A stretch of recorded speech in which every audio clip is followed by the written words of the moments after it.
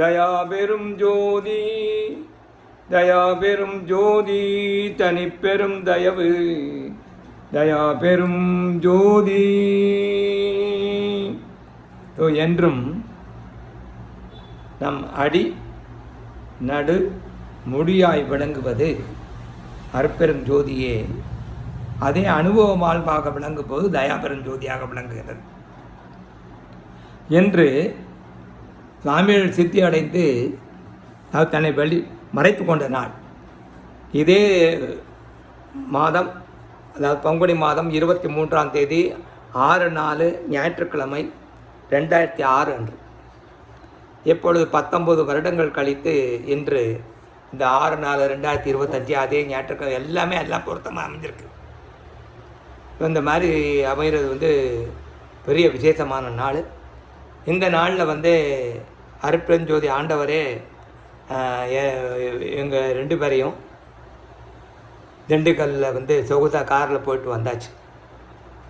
என்னால் அங்கே விழா விழா ஏற்பாடாக இருந்தது. அந்த விழாவுக்கு போயிட்டு முடிச்சுட்டு இப்போ கொஞ்ச நேரத்துக்கு ஒரு 4:30 மணிக்கு தான் வந்தேன் இங்கே.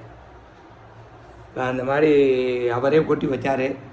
நான் இன்னைக்கு போனோம்னு சொல்லிட்டு நினச்சதை எல்லாம் செயல்கூடும் என்னானை அம்பலத்தை எல்லாம் வல்லாந்தனே ஏற்று அந்த அம்பலத்தை ஏற்றி நின்றதற்கு அவரே காரில் ஏற்றி கொண்டு போயிட்டு கூட்டி வந்தார்.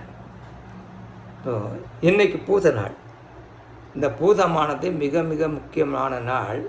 இந்த பங்குனி பூசம் தைப்பூசத்துக்கு அடுத்து 2வது பூசம். இந்த பங்குனி மாதத்தில் தான் நாம் இந்த சரிபாதியாய் பங்கு நீ சம பங்கு நீ அது போன சொன்னேன். அந்த உண்மையை புரிந்து கொண்ட நாள். அது மட்டும் இல்லாமல் இது தொடங்கி இனி எக்காலமும் அருட்பெருஞ்சோதியோடு கூடியிருக்கின்ற நாளாக. எனவே இன்று இந்த திருநாள் அன்றொரு நாள் இன்னை பூஜை நாள். அதோ அன்றொரு நாள் சிதம்பரத்தில் புலிக்கால் முனிவர் அல்ல வியாக்கியானம பாதருக்கு அன்னைக்கு நடராஜர் காட்சி கொடுத்தார். அப்புறம் பின்னொரு நாளில் அதே தைப்பூச நாளில் வள்ளல் பெருமானுக்கு அருட்பிரகாச ஆட்சி கொடுத்தார். அங்கே காட்சி கொடுத்தாரு. சிதம்பர தலத்தில் உள்ளும் புறமும் அப்போ காட்சி கொடுத்தாரு. இங்கே அருட்பிரகாச ஆட்சி கொடுத்துருக்கார் வள்ளலாருக்கு. பின்னும் அதுக்கு அடுத்து நேற்று அதாவது 1943ஆம் ஆண்டு அதே நேற்றுன்னு சொல்கிறேன். ஏன்னா என்று புதிதாக விளங்குவதனால அந்த நாள் அன்று 1943 1/8/1943 அன்றைக்கு அன்னைக்கே சாமிகளுக்கு முத்தியக சித்தி கொடுக்கப்பட்டது, அருளப்பட்டது. அந்த உண்மையெல்லாம் விளக்கித்தான் தயா விளக்க மாலை 100 பாடல்களும் அதனுடைய விளக்க உரையும் அந்த மாதிரி அமைந்திருக்கின்றது.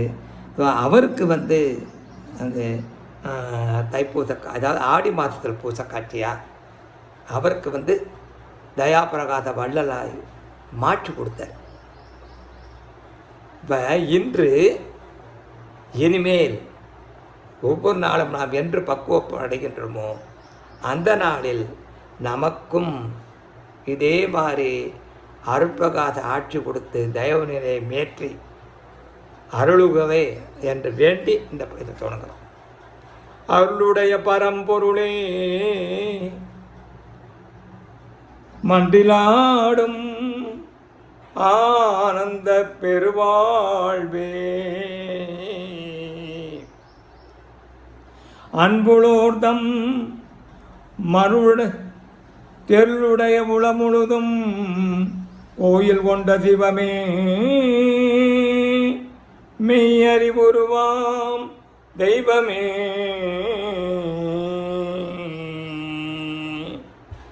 இம்மருளுடைய மனப்பேதை நாயினேன் செய் வன்பிழையை திரிதும் மதித்தியா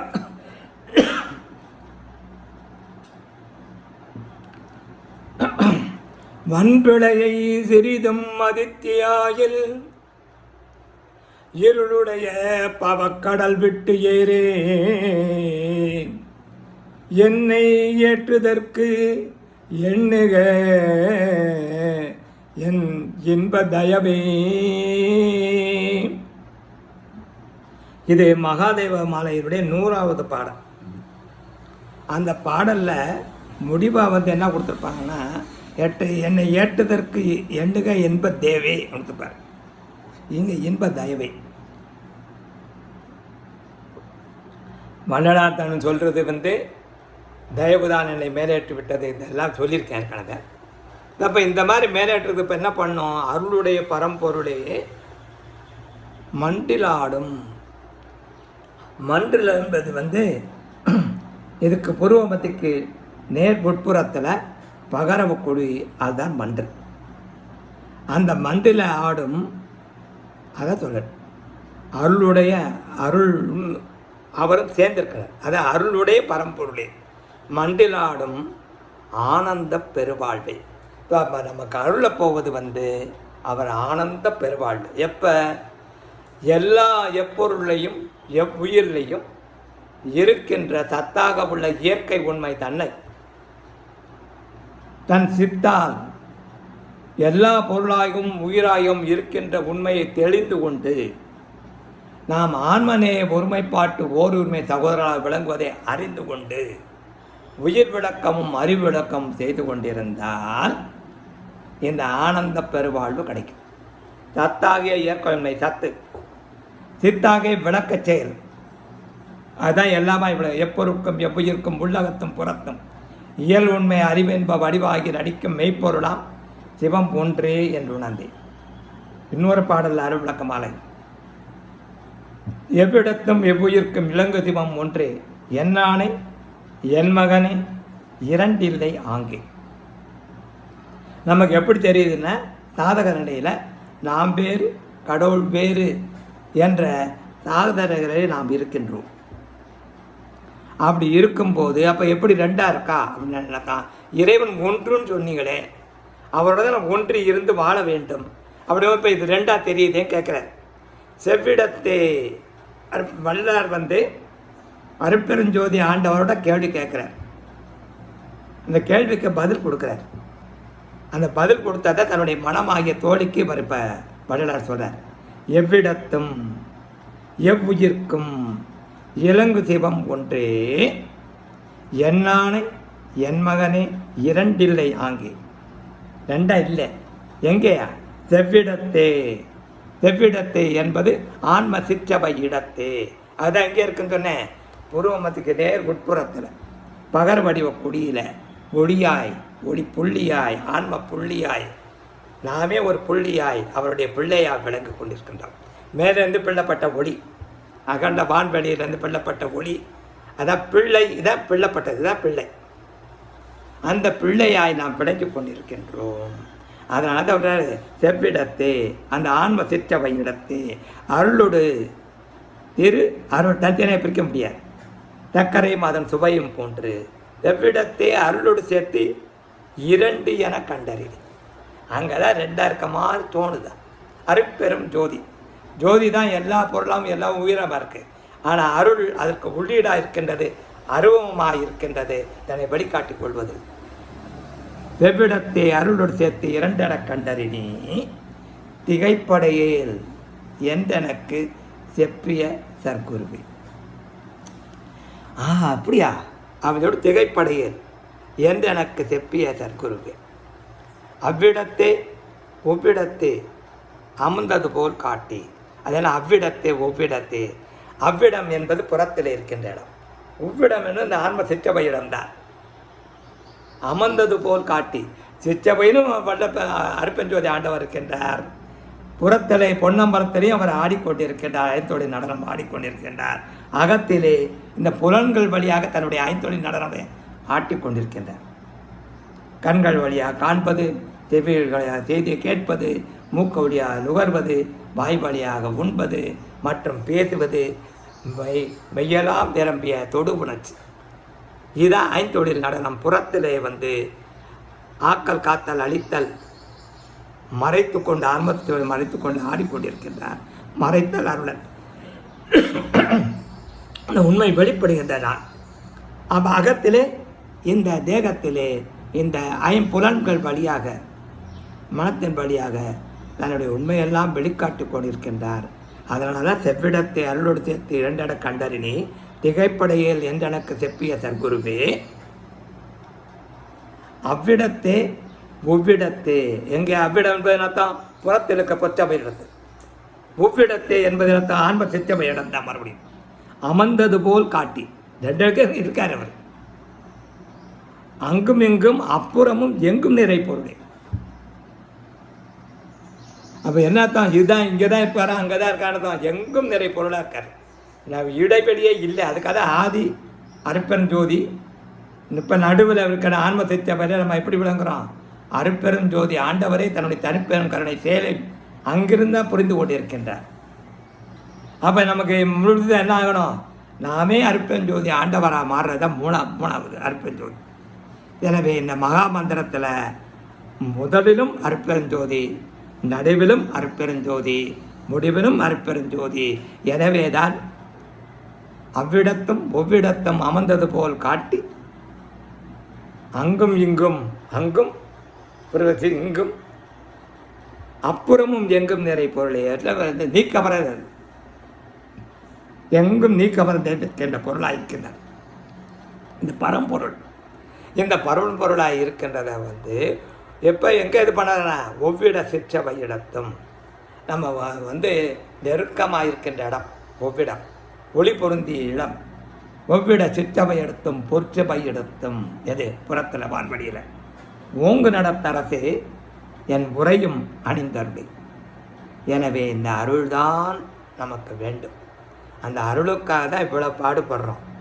அதுக்காக தான் ஞானசரியை பாடலும். அந்த ஞானசரியை பாடலை தான் என்ன பண்ணிக்கார் வல்லபெருமான். நான் சொல்லியிருக்கேன் 1873ஆம் ஆண்டு கார்த்திகை மாதம் புனர்பூச தினத்தன்று தான் வழிபட்டு வந்த தீபத்தை வழியில் எடுத்து வைத்து இந்த விளக்கில் அருட்பெருஞ்சோதி ஆண்டவர் வீட்டிருப்பதாக பாவித்து பார்த்து ஞானசரியை சொல்லியுள்ளபடி 28 பாடல்களை உணர்ந்து ஓதி வருவீர்களால் என்னை போல் பெறலாம். அப்போ நம்ம ஒவ்வொரு இன்னைக்கு 3ஆவது பாடல் பணிந்து பணிந்து எப்படி கும்பிடணும் சொல்ல இருக்கு. போன இடம் என்ன பார்த்தோம்? முதல் படம் நினைந்து நினைந்து உணர்ந்து உணர்ந்து நெகிழ்ந்து நெகிழ்ந்து அன்பே நிறைந்து நிறைந்து ஊட்டெழும் கண்ணீர் அதனால் உடம்பு நனைந்து நனைந்து அருளமுதே நன்னிதியை ஞானானந்தரத்தை எண்ணுரிமை நாயகனே என்று வணைந்து வணைந்து ஏத்துதும் நாம் மம்மின் உலகியலீர் மரணவிழா பெருவாழ்வில் வாழ்ந்திடலாம் கண்டீர். எங்கே? அகத்தில். உணைந்துரையேன் பொய் புகழேன் தத்தியம் சொல்கின்றேன் பொற்சபையில் சிற்றபையில் புகும் தருணம். அப்போ அகத்தில் புகுந்தாலே அர்த்தம் அங்கே இருந்து பொற்சபை எடுத்துக்கணும். இரவா வரும் தரும் நற்சபையே என மறை புகழ்வது சிற்றபை. அப்போ சின்ன இடத்துல அங்கே உட்காந்துருக்கார். அங்கே இருந்து புறத்தில் எங்கேயும் காணலாம். இப்போ சின்ன கண்படியாக தான் அகண்ட வான்வடியை பார்க்குறோம். நம்ம கண்ணு சின்னது தானே, ஆனால் பார்க்கறது என்ன பண்ணுறோம்? அகண்ட வழி எங்கும் நிறைந்திருக்கின்ற அருப்பெருஞ்சோதி அவனை சூரியனை பார்க்கணும், சந்திரன் பார்க்கணும், விண்பெண்களை பார்க்கலாம். நமக்கு ஒரு பகுதி பிரபஞ்சமே தெரியுது. இப்போ அது மாதிரி அப்போ டெலஸ்கோப் ஒளியாக தான் ஆகும், இன்னும் பெரியதாக பார்க்கலாம். அந்த மாதிரி அங்கே சிற்றபை இடத்துல இந்த நெட்டுக்கண் அதுதான் டெலஸ்கோப். இது என்ன தான் கோடி மடங்கு எடுத்து காமிக்கிறது. அந்த மாதிரி பிரகாசமாக காமிக்கிறதுக்கு வல்லபெருமான் சொன்ன அந்த செய்தியெல்லாம் காமிக்கணும். அங்கே அண்டப்பரப்பில் திறங்கள் அனைத்தும் காணும் கண்கள் ஏதி என்று. அப்போ அந்த மாதிரி மெய்யருடைய பாட்டு அடுத்த பாட்டில் அத்தவில் வரும்போது பண்ணிடுறேன். அப்போ அந்த பாட்டு அது உண்மையை விளக்குது. அதே மாதிரி இப்போ அடுத்த பாட்டு என்ன பார்த்தோம்? முடிந்தது இந்த இதில் இதுவும் அந்தாதி பாடல் தான். ஞானசரிய பாடல்கள் எல்லாமே அந்தம் ஆதி. முடிவு தெரிஞ்சாச்சுன்னா ஆதி நிலை எப்படி இருக்கும் அப்படி தெரிஞ்சுக்கலாம். நம்ம இதுக்கு முன்னால் எத்தனையோ காலமாக முயற்சி பண்ணி தான் இப்போ இந்த நிலைமையில் அருமையான நடுநிலைமையில் அடைந்திருக்கின்றோம். இங்கே இந்த நடுநிலைமை அருப்பெருஞ்சோதி தனிப்பெருங்கோதி தான் நடுநிலை. அங்கிருந்து வாழ்ந்தால் அந்த மறுபெருஞ்சோதியாக நாம் விளங்கப் போது உண்மை சத்தியம். எனவே அந்தம் நமக்கு இப்போ ஆகலை, ஆனால் ஆக போகிறது என்பது உறுதியாகி போச்சு. அப்போ இதுக்கு முன்னால் எப்படி இருந்தது தொட்டு அது தெரிய போகிறதுனால அதுக்காக அந்த ஆதின்னு பாடினாங்க. ஆதியும் அந்தமும் இல்லாத அருட்பெருஞ்சோதியை அவருக்கு பாடும்போது அந்தம் முதல்ல, அப்புறம் ஆதி. ஒரு பாடலில் முடிவில் இருக்கின்ற வரியில் இருக்கின்ற ஒரு சொல்லானது அடுத்ததுக்கு வந்தது. இப்போ இங்கே என்ன பண்ணியிருக்கோம்? பொற்சபை சிச்சபை புகுந்தருணம் இதுவே. போன இடம் என்ன பண்ணோம்? புகுந்தருணம் இது கண்டீர் நம்மவரே நான் தான் புகழ்கின்றேன் என் மொழி போல் பொய்மொழி என்னாதே. புகுந்தருணம் உற்றவரும் பெற்றவரும் உடைமைகளும் உலகியலும் உட்ட துணை அன்றே மிகுந்த சுவை கரும்பே செங்கனியே கோட்டேனே மெய்ப்பயனே கைப்பொருளே விலையறியா மணியே தகுந்த தனி பெரும்பதியே தயாநிதியே கதியே தத்தியமே என்றுரைமின் பக்தியோடு பணிந்தே. புறத்தில் இருக்க பக்தி இல்லை, ஒரு தெய்வத்தை முகப்பது. அந்த அம்பாரத்தை பக்தியோடு பணியணும். எப்படி பணியணுமா? பணிந்து பணிந்து. இப்போ முதல்ல இதில் எப்படி ரெண்டு ஒவ்வொரு தொடர் நினைந்து நினைந்து உணர்ந்து உணர்ந்து நெகிழ்ந்து நெகிழ்ந்து ஆன்மா நெகிழ்ந்து அன்பே நிறைந்து நிறைந்து தொடர்ச்சி நிகழ்வுக்கு அதான் தொடராக கொடுத்துருக்காரு. அதே மாதிரி இங்கே பணிந்து பணிந்து அணிந்து அணிந்து இறைவனுடைய பெருமையெல்லாம் அணிந்து அணிந்து பாடுமினோ உலகில் என்னென்னவா பரம்பரமே சிதம்பரமே பராபரமே பரமே. அவர் பாடினா அவர் என்ன சொல்றாரு? துணிந்து வந்த வேதாந்த சுத்த அனுபவமே.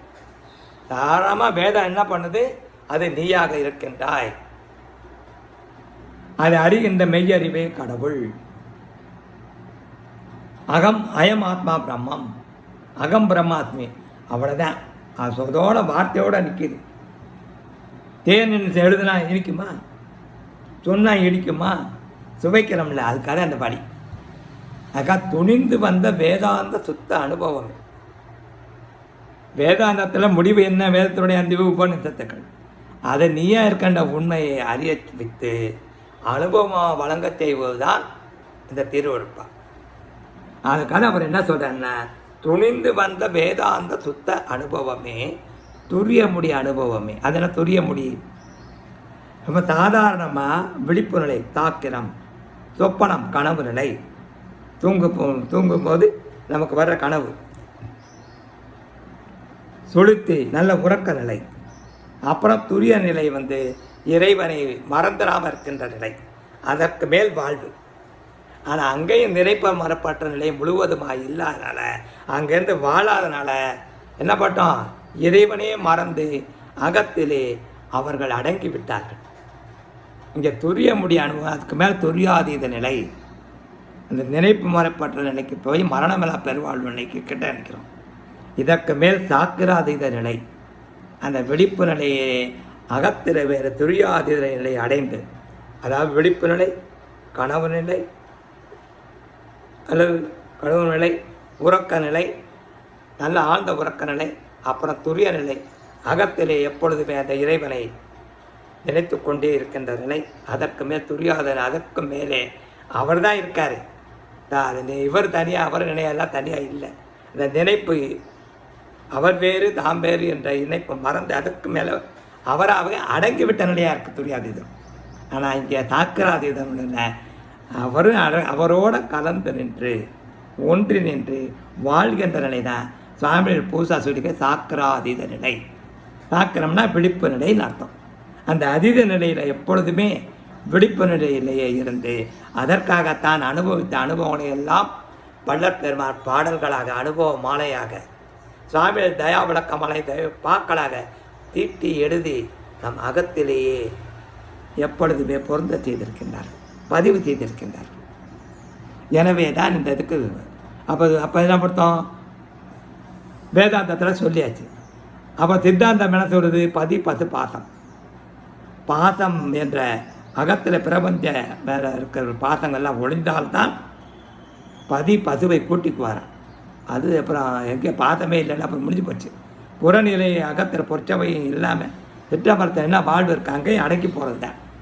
அதனால தான் என்ன சொல்கிறேன்ல, இருந்த இதில் சொல் தனிந்த நிலை பெரும் சுகமே. இறைவனே அப்படி தனிஞ்சு கீழே வர தனித்த நிலை பெரும் சுகமே. சமரச சன்மார்க்க சத்தியமே. இயற்கை உண்மை தனிப்பதியே என்று கனிந்து உளர்த்தே கனிந்து நினைந்து உரைத்திடில் அப்பொழுது காணாத காட்சியெல்லாம் கண்டுகொள்ளலாம். அதென்ன கணித்தல், எங்கே இருக்காருன்னு கணிப்பு. அந்த கணித்தலானது சரியான கணித்தலாக இருக்கின்றது. அகத்திலே அந்த ஆன்ம சித்தவடியில் நான் அனுபவம் பெறுவதற்காகவே அங்கே தன்னுடைய உண்மையை விளக்கி காட்டவே அவரே அந்த இடத்துல கல் ஆள் எது இது தட்சிணாமூர்த்தி பார்த்துருப்பீங்க. அவர் எங்கே பண்ணார்? உபதேசம் பண்ணுறாரு. எங்கே? கல்லால் ஆனால் ஆலமரத்துக்கிட்டே ஒளி விளங்கும் மரம் அங்கே அகத்திலே கற்பக மரமாய் ஆல விருட்சமாய் இருக்கின்றது. அதான் கல் ஆள். அங்கே 4 பிரம்மகுமாரர்கள் வந்து ஜனகாதி முனிவர்கள் 4 பேர் இருந்த 4 வேத மகா வாக்கியத்தை கொண்டுதான் இந்த 4 வேதம் எழுதப்பட்டது. அந்த 4 வேதம் எழுதப்பட்ட உண்மையைத்தான் அவர் இங்கே சொல்கிறார். அப்போ அந்த உண்மையெல்லாம் எங்கே விளக்கப்பட்டது? அகத்திலே ஆன்ம சிற்ற. அதுதான் உண்மையான பள்ளி. அங்கே தான் பாடம் நம்ம கற்றுக்கணும். அதை கற்றுக்கிற இடத்துல தான் நம்ம வந்து அகத்தில் தான் அந்த பள்ளி இருக்கின்றது. அது புறத்தில் இருந்து வேண்டி வேண்டி புறத்தை விடாமல் நடுவ விடாமல் அகத்திலே பொருந்தி இருந்து கொண்டு அங்கே பாடம் படிக்கணும். அங்கே படமும் காமிக்கப்படும், பாடமும் நடத்தப்படும், அனுபவ வாழ்வு அப்படியே தரப்படும். ஏற்கனவே சொல்லிக்காது ஒரு உறைவிட பள்ளி. உறைவிட பள்ளி எப்போ அங்கே இருந்து நம்ம எல்லாம் செய்யலாம். உறங்கு பள்ளி கூட அதுதான். பள்ளி எழுந்து பாடம் படிக்கிறது அதுதான். எல்லாமே ஒரே இடம். அந்த ஓரிடத்தில் இருந்தால் எல்லாம் நாம் கற்றுக்கொள்ளும். நம்ம கற்றுக்கொள்றதுக்காக என்ன பண்ணியிருக்காங்க? அந்த பள்ளி 24 மணி நேரம் திறந்தே இருக்கின்ற பள்ளி. அந்த பள்ளியில் பள்ளி கொண்டு இருக்கிறவங்களாக நினைக்கின்ற திருமால் பள்ளி கொள்ளவில்லை. ஆனால் இந்த இடத்துல என்ன தான் பாடம் படிக்கின்றோம், அதை மனதில் பதிய வைத்துக் கொள்கின்றோம். அதுதான் சுற்றது மற்ற அவ்வழி மா சூதது என்று எண்ணா தொண்டரை நாம் கற்கின்றார் பண்டும் இன்னும் காணார். எட்டதம்ப மணிமண்டல் நடம்புரி என்னுடைய துறையே நான் நின்னுடைய அருளால். இப்போ ஏற்கனவே இந்த சுவாலை சொல்கிறதா கட்டது நின்னிடத்தை அங்கிருந்து பின் கேட்டது நின்னிடத்தை கண்டது நின்னிடத்தை உட்கொண்டது நின்னிடத்தை.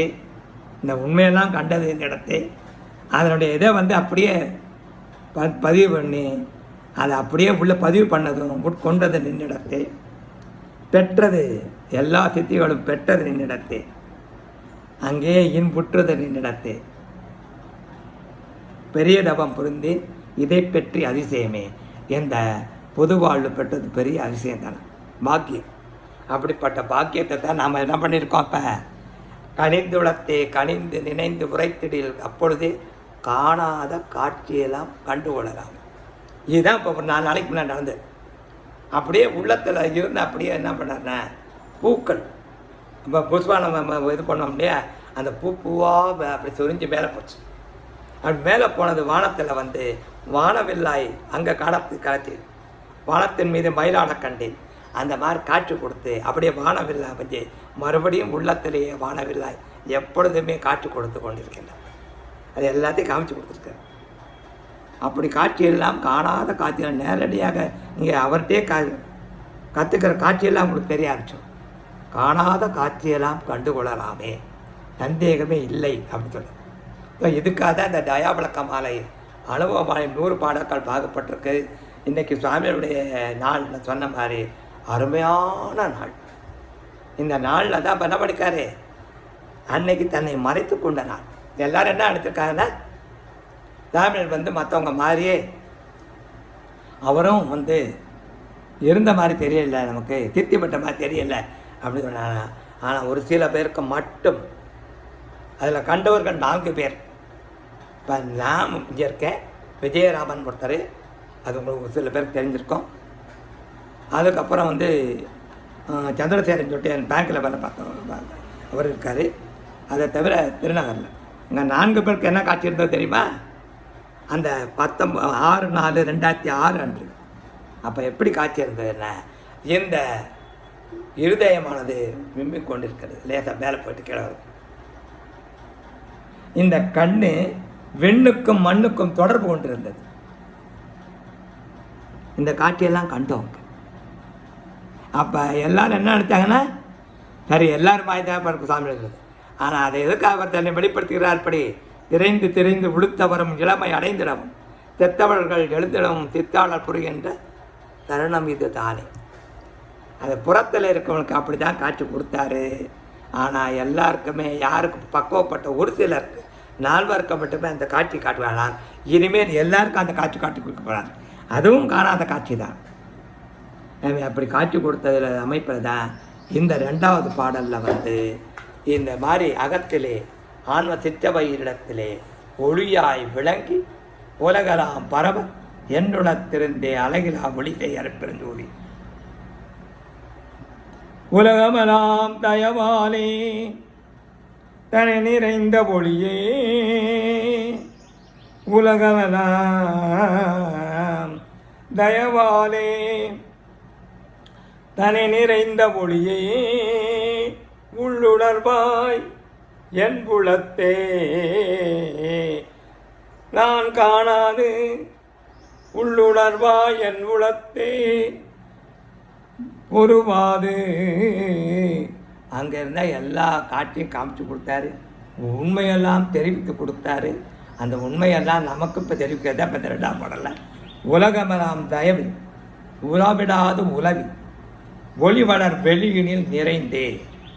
அங்கே உலகத்தில் அங்கே இருக்கின்ற உலகம் உலவு தயவில் உழைவிடாது உலகம், அந்த தயவு நிலையில் பொருந்த நின்று அங்கேருந்து உலகலாம் பறவை என்னுடத்திருந்தே அழகலா ஒளிசை அறுப்பெருந்தோம்.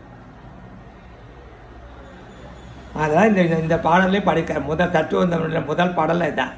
உலகமெல்லாம் தயவாலே தனி நிறைந்த ஒளியே உள்ளுணர்வாய் என் உளத்தே யான் காண ஒருவாது இலவுகின்ற எண்ணுரிமை பதியே என் இறைவா என்னை ஆட்கொண்டு இன்படிக்க இறைந்த எனது இன்பா அழகில் அருட்பெருஞ்சோதி அப்பா நான் அறிதற்கு அறிய பெறும் உண்மையெல்லாம் அறிவித்தாய் அன்பால். எங்கே? அந்த பள்ளி விலகறியாது, அவரோட விலகறியாது வினைமேவா வண்ணம். இந்த மாதிரி சிறப்பு பிறப்பு இறப்பு துன்பம் கவலைகள் வினைமேவா வண்ணம் விளங்கற்கு தயவு செய்வார். அப்போ அந்த மாதிரி இருவட்ட வேண்டார்.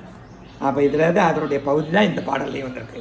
உலகமெல்லாம் தயவில் உலவிடாது உலவி ஒளிவளர் வெளியினி. அந்த ஒளிவளர் வெளி எதுங்க இருக்குது? அகத்தில் தான் ஆன்மசித்த பயத்தில் அந்த அருள் வெளி இருக்கின்றது.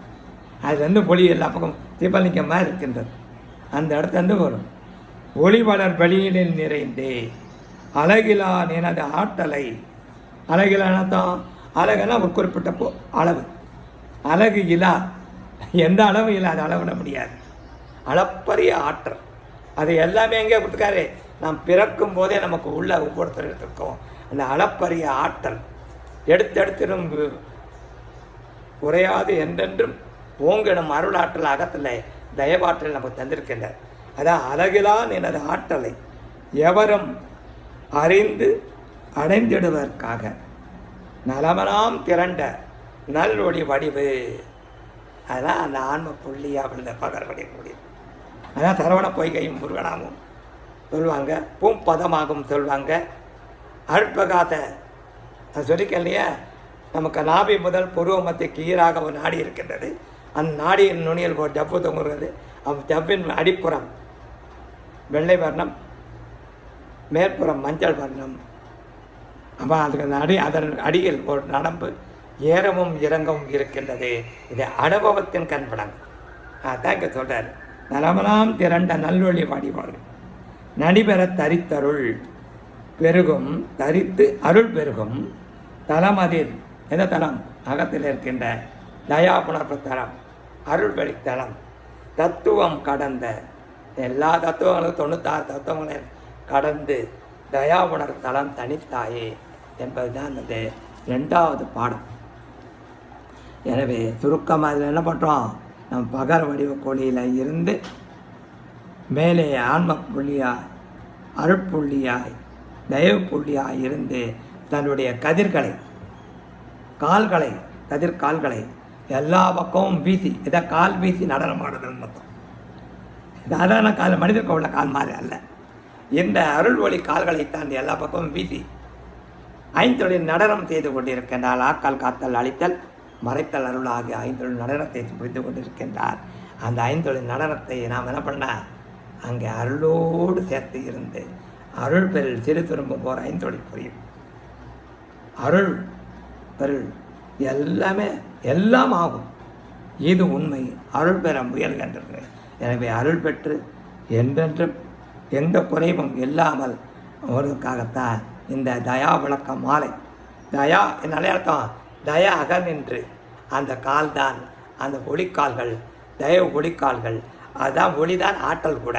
அந்த தயவு ஆற்றலோட மிகுந்து பொங்கி வழிந்து நமக்கு உடல்வலாம் நிரம்பி உலகலாம் நிரம்ப நாமும் தயவாற்றலால் எல்லோருக்கும் அறிவு விளக்கம் பொருள் உயிர் விளக்கம் செய்து கொண்டு என்றென்றும் வாழ்வோம். பொருள் சேர்ப்பது முடிவல்ல, பரம்பொருள் அருள் சேர்ப்பதுதான் முக்கியம். எனவே எல்லோருக்கும் இல்லாதோருக்கு இருக்கின்றவர்கள் தாராளமாக அள்ளி கொடுங்கள், கேள்வி கொடுக்காதீர்கள். அப்படி கொடுக்க தானே அது வளரும். அதை டன் கணக்காக கூட பொன் இருந்தாலும் பயன் இல்லை. அதனால் அந்த உடம்பு பொன்னாகணும்னா தான் அந்த உயிர் விளக்கம் செய்வதற்கும் மற்றொரு உதவி செய்வதற்கும் அறிவு விளக்கம் செய்வதும் நம் கடமையாக கொண்டு என்றென்னும் போட்டியிருந்து வாழ்வோம் என்று கூறி இந்த விளக்க உரைகளை எல்லாத்தையும் நீங்கள் என்ன பண்ண தயா விளக்கமாக என்ற 100 பாக்கள் கொண்டது சின்ன புத்தகம் வாங்கிக்குங்க. அது சிவகுமார் ஃபோன் பண்ணோம்னா அனுப்புவார். ஒரு 5 பேருக்கு இங்கேன்னா மதுரையில் 5 பேருக்குன்னா 5 பேர் 5 புத்தகம் அனுப்புறது நான் அனுப்பிடுவேன். அதுக்குரிய பொருளை இன்றைக்கி அவருக்கு அனுப்பிட்டோம்னா மற்றவொன்றை நீங்கள் வாங்கிக்க. ஏதாவது ஒருத்தர் அந்த பொறுப்பை எனக்கு செய்யணுன்ட்டு வேண்டிக்கிறேன். அப்படி வாங்கிட்டாட்டா இந்த பொருள் இந்த மாதிரி ஞானசரி நூல் வாங்கணும். அது ஒரு